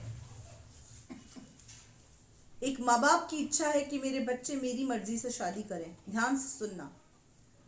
एक लड़की किसी लड़के से प्यार करती है, या एक लड़का किसी लड़की से प्यार करता है। माँ बाप कहते हैं हम तुम्हारी शादी यहाँ नहीं करेंगे। माँ बाप कहते हैं हम तुम्हारी शादी यहाँ नहीं करेंगे। उस बात को मानने के लिए दो ऑप्शन होते हैं, या तो भाग के शादी कर लेना, और दूसरा माँ बाप की बात को मानकर चुपचाप बैठ जाना। लेकिन जो चुपचाप बैठता है ना, उसको दर्द होता है। जो भाग जाता है ना, उसको पहले कुछ दर्द नहीं होता है, बाद में सारे दर्द उठते हैं। इसी तरीके से मेरे प्रियो, दुख उठा उठा कर यीशु मसीह ने पुत्र होने के बाद भी आज्ञा मानना सीखी। हमको दुख होगा, जो यीशु मसीह ने हमको वचनों में कहा है, क्षमा मांगने में बहुत दर्द होता है, क्षमा करने में भी बहुत दर्द होता है, रिश्ता पहले जैसे करने में भी दर्द होता है, प्रेम करने में भी दर्द होता है। कैसा दर्द होता है? कैसा दर्द होता है? कोई दिल दुखाएगा, प्रेम के वशीभूत उसको क्षमा करना पड़ेगा, दर्द तो होता है, दुख तो हुआ, सामने वाले ने दिल दुखाया, दुख तो हुआ, पर वचन कहता है क्षमा करो, प्रेम करो, रिश्ता ठीक करो, इसलिए करना है। यीशु मसीह ने क्या किया? दुख उठा उठा कर पुत्र होने के बाद भी आज्ञा मानना सीखी। तो हम कौन है? अगर यीशु मसीह ने दुख उठा उठा के आज्ञा मानना सीखी तो हमें भी करना है। आगे, और सिद्ध बनकर अपने सब आज्ञा मानने वालों के लिए सदाकाल के लिए उद्धार का कारण हो गया। हालेलुया। दुख उठा उठा कर, सिद्ध आज्ञा मानकर, सिद्ध बनकर अपने सब आज्ञा मानने वालों के लिए सदा काल के लिए उद्धार का कारण हो गया। हालेलुया। आज वो हमारा उद्धार करता बन गया, कारण उसने आज्ञा मानकर अपने आप को सिद्ध किया। परमेश्वर का वचन कहता है हम स्वर्गदूतों का न्याय करेंगे। कौन न्याय करेगा स्वर्गदूतों का? जो अपने न्याय के लिए अविश्वासियों के पास जाता है,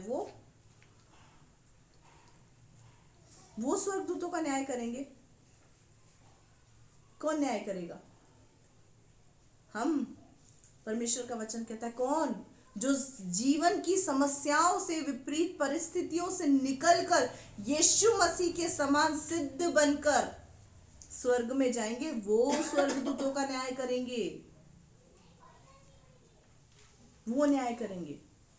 वो नहीं जो जीवन की छोटी छोटी बातों, समस्याओं में गलत फैसले लेकर बैठ जाते, वो स्वर्गदूतों का न्याय नहीं कर सकते। क्या न्याय करेंगे स्वर्गदूतों का? हम अपने ही फैसलों का न्याय नहीं कर पाते तो हम स्वर्गदूतों का न्याय क्या करेंगे? यीशु मसीह सिद्ध बनकर, उद्धारकर्ता बनकर खड़ा हो गया। क्यों? क्योंकि उसने दुख उठा उठाकर आज्ञा मानना सीखी, इसीलिए आज वो उद्धार करता है। हम आज्ञा पालन क्यों नहीं करते? बहुत दुख होता है, बहुत दर्द होता है, होगा दर्द, बाइबल में लिखा हुआ है, पर आशीष भी बड़ी है। जितना दुख है ना, उससे डबल आशीष है, डबल डबल बेनिफिट है, डबल। जितना दुख होगा, दर्द होगा, उससे तो डबल बेनिफिट होगा। हालेलुया। आगे पढ़े बेटा। और उसे परमेश्वर की ओर से मलिकिसिदक की रीति पर महायाजक का पद मिला। उसको परमेश्वर ने महायाजक का पद दिया। एक ऐसा व्यक्ति जो इस संसार में मनुष्य रूप में आया, जिसने दुख उठा उठाकर आज्ञा मानना सीखा, आंसू बहा बहा कर परमेश्वर से प्रार्थना करता था, अपना जीवन पवित्र सिद्ध जिया। ऐसे व्यक्ति को परमेश्वर ने केवल एक उद्धारकर्ता के रूप में नहीं, वरन महायाजक के रूप में रखा, कि जो फैसले यीशु करेगा उन फैसलों को मैं मानूंगा। हालेलुया। क्या ऐसा जीवन है मेरे प्रियो? परमेश्वर का वचन कहता है यहोवा तुझे मुंह मांगा वरदान दे, तेरी युक्तियों को सफल करे, तेरी योजनाओं को पूरा करे। किसकी युक्तियां? किसकी युक्तियों को सफल करेगा? किसकी योजनाओं को वो पूरा करेगा? वही व्यक्ति जिसने यीशु के समान परमेश्वर को प्रसन्न किया हो, उसकी युक्तियों को वो पूरा करेगा, उसकी योजनाओं को। कई बार मेरी इच्छाओं को परमेश्वर पूरा करता है। कारण पता है क्या है? क्योंकि मैं अपने जीवन में बहुत कोशिश करती हूँ कि मेरे जीवन से मनुष्य भले नाराज हो जाए, पर मेरे को खुदा को नाराज नहीं करना है। मनुष्य भले ही मुझसे दुखी हो जाए, पर मुझे खुदा को दुखी नहीं करना है। मनुष्य क्या देगा मुझे? क्या देगा? कोई अवार्ड, रिवार्ड, गोल्ड मेडल? कुछ नहीं मिलने वाला। मैं सिर्फ वचन को लेकर परमेश्वर के वचन के अनुसार चलने की कोशिश करती हूँ। सिद्ध हुई नहीं हूँ, लेकिन होने की कोशिश करती हूँ कि नहीं परमेश्वर, तेरा वचन है, अगर मैंने इसका आदर नहीं किया तो मैंने तेरा आदर नहीं किया, क्योंकि तूने तो अपने बड़े नाम से अधिक वचन को महत्व दिया है, तो मैं कौन हूँ तेरे वचन को नीचे कर दूं। कई बार कुछ बच्चों को पहले ही पता होता है कि दीदी के पास जाएंगे तो क्या सलाह मिलेगी। क्यों पता है? उस स्वभाव को मैंने उनके सामने रखा है, इसलिए गलत सलाह नहीं मिलेगी, बच्चों को पता है नहीं मिलेगी, इसलिए सलाह लेते हैं। और जिनको लगता है कि नहीं वो तो वचन के लिए बोलेंगे और वो मेरे लिए करना बहुत कठिन है, वो मेरे पास आते ही नहीं है, वो लोग मेरे पास आते ही नहीं है। कि जिनको लगता है कि नहीं वचन के अनुसार बोलेंगे वो तो हमसे नहीं होगा, हमारे फेवर में कुछ बोले ना तो मजे की बात है। मजे की बात कब है? जब हमारे फेवर में कुछ बोला जाए तब मजे की बात है। वचन से निकाल के बोल देते हैं, हम वहीं अटक जाते हैं। मेरे प्रियो, आपके फेवर में मैं आज आपको बोल दूंगी, वो आज आपको अच्छा लगेगा, लेकिन कल ऐसे भयानक गड्ढे में आप गिर जाएंगे जिसमें से आपको कोई नहीं उठाएगा। आपको वो गड्ढा नहीं दिखाई देता, मुझे पवित्र आत्मा आत्मिक रूप से दिखाता है उस गड्ढे को। मैं उसका क्या करूं? मैं आज आपसे पूछ रही हूं, मैं उस गड्ढे का क्या करूं जो मुझे पवित्र आत्मा दिखा रहा है? मेरी सलाह भले ही किसी को अच्छी लगे या ना लगे, मैं परवाह नहीं करती, लेकिन आत्मिक रूप से पवित्र आत्मा जो मुझे दिखाता है ना, आप सिर्फ 2 किलोमीटर देखते हो, परमेश्वर मुझे 20 किलोमीटर आगे का दिखा देता है कि 20 किलोमीटर आगे क्या होने वाला है। उसका मैं क्या करूं? मेरे पास 2 ऑप्शन होते हैं, एक जो व्यक्ति बोल रहा है उसकी सुनना, और एक वो जिससे मैं बहुत प्यार करती हूँ उसकी सुनना। प्यार तो जो बोल रहा है मैं उससे भी करती हूँ, लेकिन उससे ज़्यादा प्यार मैं उससे करती हूँ। मैं उसकी सुन के सामने वाले को सलाह दे देती हूँ, माने तो वाह, नहीं माने तो वाह। माने तो आशीषित है, नहीं माने तो जो उसके जीवन में होगा वो जाने और खुदा जाने। मैं क्या कर सकती हूँ? मुझे परमेश्वर ने सलाहकार बनाकर रखा है, जबरदस्ती पकड़ के चलाने वाला नहीं रखा है कि तुझे पकड़ के चलाने का भी काम तुझे ही करना है। वो काम तो पवित्र आत्मा भी नहीं करता मेरे प्रियो। पवित्र आत्मा आपके साथ जबरदस्ती नहीं करेगा, वो बहुत डिसिप्लिन का है। शैतान जबरदस्ती करता है गलत काम कराने के लिए, वो जबरदस्ती करता है। वो जबरदस्ती आपको बोलेगा सुबह से लेकर रात तक, जब तक आप दारू की बोतल हाथ में नहीं उठाएंगे बोलता जाएगा, आज तूने दारू नहीं पी, तेरे को चक्कर आ रहे हैं, तेरे पेट में दर्द हो रहा है, तूने बीड़ी नहीं पी, तू फ्रेश कैसे होगा, तूने गुटखा नहीं खाया। जब ऐसी बातें दिमाग में है उस समय गाय को याद किया करो जो बिना बीड़ी पिए इतना इतना करती है, जो बिना गुटखा खाए इतना इतना करती है। मेरे प्रियो, शैतान जबरदस्ती करता है, लेकिन परमेश्वर पवित्र आत्मा वचन से बोलकर छोड़ देता है। उसकी बहुत धीमी आवाज है, वो जबरदस्ती नहीं करेगा, वो आपको सलाह देगा। सलाह मानना नहीं मानना आपके हाथ में है। और सलाह 2 तरीके की है। कैसी सलाह? या प्रेम, क्षमा, या फिर दोष। वो दोष कौन देगा? शैतान। सुबह से लेकर रात तक आपके कान में बोलेगा तेरे साथ उसने ऐसा किया, तेरे को पता है, ऐसा किया, ऐसा किया, ऐसा किया, ऐसा किया। पवित्र आत्मा क्या बोलेगा पता है? क्षमा कर और प्रेम कर। हालेलुया। क्षमा कर दे और प्रेम कर। यही 2 चीजें हैं जो इंसान को बदल सकती है मेरे प्रियो। ये 2 चीजें जो इंसान को नया बना सकती है। हालेलुया। अगर हम आप पर दोष लगाते रहे, अगले संडे कितने लोग आएंगे बताओ? कितने लोग आएंगे? आओगे? नहीं ना। लेकिन अगर हम आपको आपकी गलतियों पर क्षमा करते रहे, क्या होगा? एक दिन आपको ही शर्म आ जाएगी, यार मेरे जीवन में ये कमी है, मुझे इसको दूर करना है। आएगी नहीं आएगी? आएगी ना। तो यही काम आप प्रैक्टिकली अपने घर में, अपने बिजनेस पर, अपने जॉब फील्ड पर, अपने जीवन के हर एक क्षेत्र में कर सकते हैं। आपकी क्षमा करने से सामने वाले व्यक्ति को शर्म आएगी। फिलिपियो 2:5 को हम पढ़ेंगे, लास्ट आयत को हम पढ़ेंगे और फिर हम यहाँ पे खत्म करेंगे। मैं यहाँ से आपको एक अच्छी बात बताऊंगी जिसको आप बहुत अच्छे से समझ पाएंगे। Page number 272। जैसा मसीह यीशु का स्वभाव था वैसा ही तुम्हारा भी स्वभाव हो। जैसा मसीह यीशु का स्वभाव था वैसा ही स्वभाव तुम्हारा भी हो।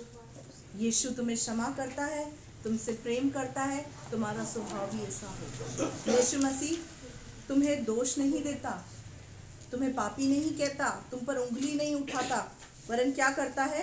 क्षमा करके पिता से हमारे लिए विनती करता है। हालेलुया। तो हमें क्या करना है?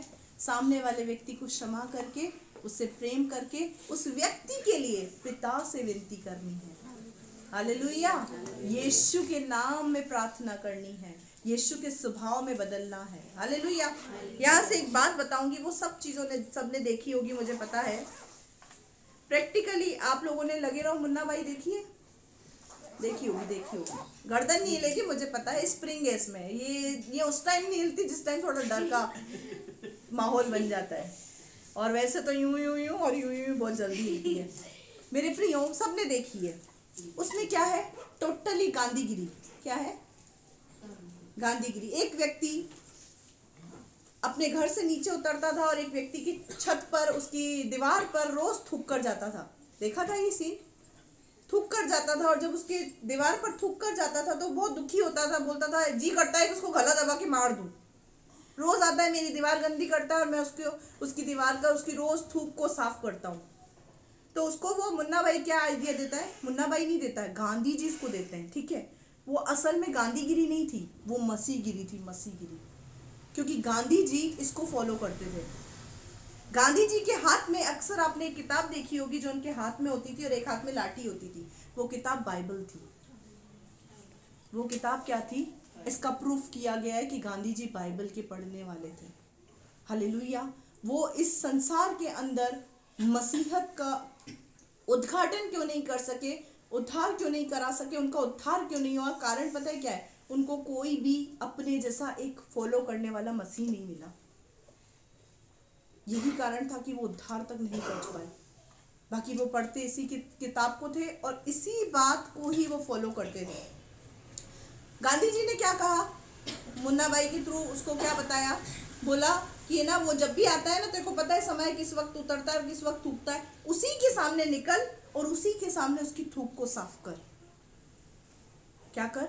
मुस्कुरा कर थूक को साफ कर, अपना प्रेम दिखाकर उसको क्षमा करके उसकी थूक को साफ कर। एक बार करेगा, 2 बार करेगा, एक दिन उसको शर्म आएगी, वो अपने आप बदल जाएगा। कहा था नहीं कहा था? उसने एक दिन साफ किया, दूसरे दिन साफ किया, तीसरे दिन साफ किया, तीसरे दिन फोन करके बोला वो व्यक्ति सुधरने वाला नहीं है, 3 दिन से मैं उसकी थूक साफ कर रहा हूं, उसको कोई शर्म नहीं आ रही। क्या बोला? आएगी उसको शर्म। जब 30 से चौथा दिन वो जब बाहर निकला, वो व्यक्ति थूकने वाला था, वो एकदम से रुक गया और क्या बोला? सॉरी यार, मुझे क्षमा करना। क्यों पता है?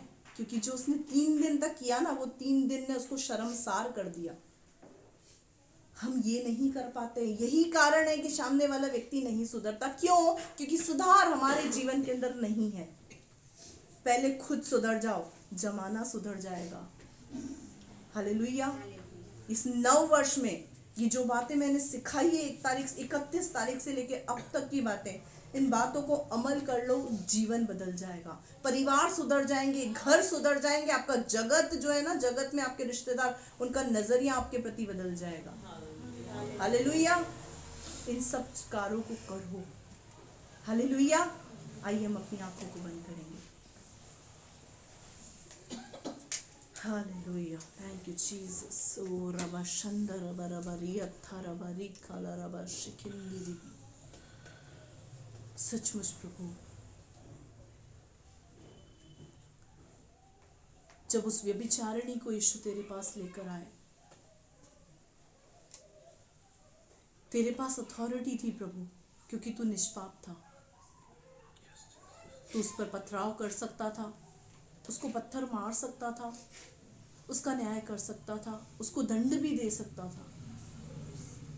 लेकिन तूने क्या कहा उससे प्रभु? तूने उससे कहा, मैं तुझे दंड नहीं देता, फिर से पाप मत करना, क्योंकि मैं तुझे क्षमा करता हूं। प्रभु, मैं तुझसे विनती करती खुदा, हमारे जीवन के अंदर हम चाहे तो दोष लगाएं, चाहे तो क्षमा और प्रेम का कटिबंध बांधे, ही हमारे हाथ में है। आज हमारे घर न बनने की वजह, बिजनेस में सक्सेस ना होने की वजह, जॉब में सक्सेस ना होने की वजह, हमारे रिश्ते खराब होने की वजह हम स्वयं हैं प्रभु। हम खुद हैं प्रभु, क्योंकि हमारा जीवन दोष लगाने वाला है, यस जीसस। क्षमा करने वाला और प्रेम करने वाला नहीं। हालेलुया। तेरा वचन तो सिखाता है जो प्रेम करता है वो सब कुछ सह लेता है,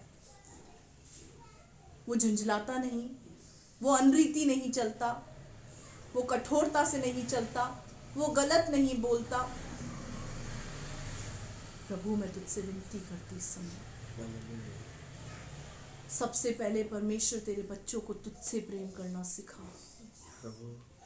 क्योंकि जो तुझसे प्रेम करता है प्रभु वो तेरी आज्ञाओं को मानता है और तेरी आज्ञा कठिन नहीं है। यस यीशु ने पिता तुझसे प्रेम किया, तभी दुख उठा उठा कर आज्ञा को मानना सीखा। हालेलुया। जो तुझसे प्रेम करता है वो दुख उठा उठा कर भी आज्ञाएं मानता है। पिता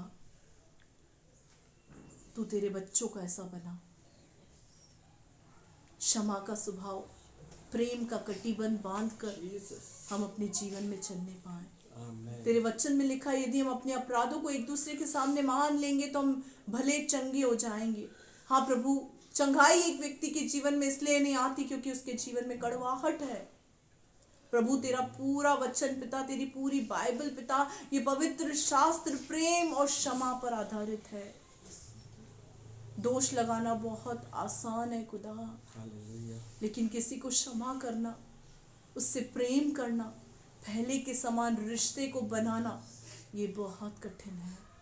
लेकिन ये वही कर सकता है जो तुझसे प्रेम करता है, जो तेरी आज्ञाओं को मानता है। प्रभु मैं तुझसे विनती करती, तेरे वचन को हमने सुना है प्रभु, तेरे वचन को हमने सीखा है खुदा। होने दे प्रभु तेरे वचन के अनुसार तेरे बच्चों को चलने का मन दे प्रभु, बल दे प्रभु, शक्ति दे प्रभु, सामर्थ्य दे प्रभु, क्योंकि तेरे वचन में लिखा है यीशु तूने कहा कौन मेरे भाई, कौन मेरी माँ, कौन मेरी बहन। मेरे माँ बाप भाई बहन तो वो हैं जो परमेश्वर के वचन को सुनते और उस पर चलते हैं। सचमुच प्रभु हमारा स्वभाव मसीह तेरे जैसा होने पाए, हालेलुया। ताकि हम सिद्ध होकर जब तेरे पास आए तो स्वर्गदूतों का न्याय कर सकें। जीसस। ओ रबा शंदर बरबरी अत्थर बरी कलर बशिखिंदी रिगंडर बरबरी अत्थर बरी कलर बशिखिंदी। क्षमा की आत्मा को, प्रेम की आत्मा को पवित्र आत्मा कलीसिया पर इसी समय उंडेल यीशु मसीह के आमेन। नाम में अभिषेक कर पवित्र आत्मा इनका, यस। ताकि इनका स्वभाव प्रेम से भरा हुआ हो जाए, क्षमा से आमेन। भरा हुआ हो जाए।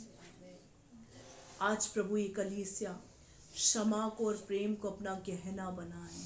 हालेलुया। ऐसा तू काम कर खुदा, अपने हाथ को इनकी ओर बढ़ा पवित्र आत्मा, अपने हाथ को इनके ऊपर रख पवित्र आत्मा, अपने हाथ को इनके ऊपर रख पवित्र आत्मा।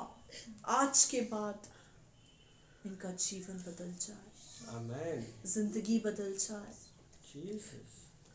पिता ये क्षमा करने वाले बन जाएं, हालेलुया। क्षमा मांगने वाले बन जाएं, प्रेम करने वाले बन जाएं। यस। दोषारोपण की आत्मा, शैतान का स्वभाव नाश हो यीशु मसीह के नाम से, यीशु के नाम जीवन से। से।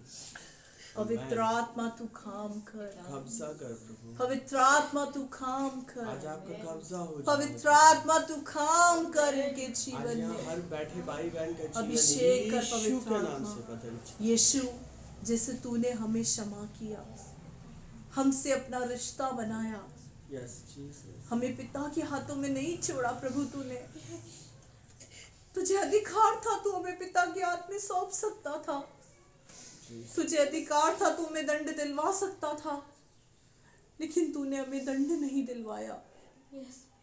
तूने तो हमें क्षमा करके हमसे प्रेम किया, और उसी प्रेम और क्षमा ने हमको बदल दिया प्रभु। आज अगर तेरी क्षमा और प्रेम हमको बदल सकती है प्रभु, तो हमारी क्षमा, हमारा प्रेम हमें, हमारे लोगों को क्यों नहीं बदल सकता प्रभु। तेरे वचन में लिखा है तू आज कल युगानुयुग एक सा है, तू नहीं बदलता प्रभु। हम बदल जाते हैं लेकिन तू नहीं बदलता प्रभु। जैसा प्रेम तूने हमसे किया, वो प्रेम तू हमें हर एक से करना सिखा दे। आमेन। जैसे क्षमा तूने हमको किया, वैसे क्षमा करना हर एक को हमको सिखा दे प्रभु। आमेन। जैसा रिश्ता तूने हमसे रखा, वैसा रिश्ता हम हर एक से रख सके तो हमें सिखा दे खुदा। आमेन। सचमुच प्रभु, बदलने की जरूरत सामने वाले व्यक्ति को नहीं प्रभु, हमको है खुदा, क्योंकि हम बदल गए तो सब कुछ नया हो जाएगा प्रभु। हम सुधर गए तो सब कुछ सुधर जाएगा प्रभु। मसीह तू जहां खड़ा होता था, तेरे मुंह से अनुग्रह की बातें निकलती थी। वो अनुग्रह की बातें लोगों को तेरी ओर आकर्षित करती थी। सचमुच प्रभु, हम भी जहां खड़े रहें, हम भी लोगों को आकर्षित करने पाए अपने स्वभाव से। लोग हमारे अंदर मसीही को देखने पाए, यीशु तुझे देखने पाए। ओ रबा शंदर रबा रबा रियत्था रबा रिखला रबा शिकिंदी। अब्बा तरस खा अपने लोगों पर, अब्बा तरस खा। ओ डैडी उतर आओ आप, पापा काम करो अपने लोगों के जीवन में, ताकि ये 9 वर्ष इनके लिए आशीष का, सफलता का, खुशियों का वर्ष हो जाए प्रभु। ये समझ पाए कि इनके जीवन की जो कमी है, उस कमी की वजह से ये दुखी है। ये वर्ष तेरे बच्चों के लिए शांति का वर्ष है प्रभु। इस बात की घोषणा मैं यीशु के नाम में करती हूँ। बदल दे प्रभु, चेंज कर दे खुदा, इनको नया करके भेज। आज जब यहाँ से जाते प्रभु, ये पुराने होकर नहीं प्रभु, नए होकर जाने पाए। नया स्वभाव, नई बोली, नई भाषा, नया जीवन। ये हजकेल 36-26 के वचन के अनुसार नई आत्मा से तेरे बच्चों को भर दे खुदा। टच कर पवित्र आत्मा। Fire in the name of Jesus Christ. आमेन। पवित्र आत्मा की आग इसी समय तेरे बच्चों पर उतरे। पवित्र आत्मा की आग इसी समय तेरे बच्चों पर उतरे। पवित्र आत्मा की आग इसी समय तेरे बच्चों के ऊपर उतरे।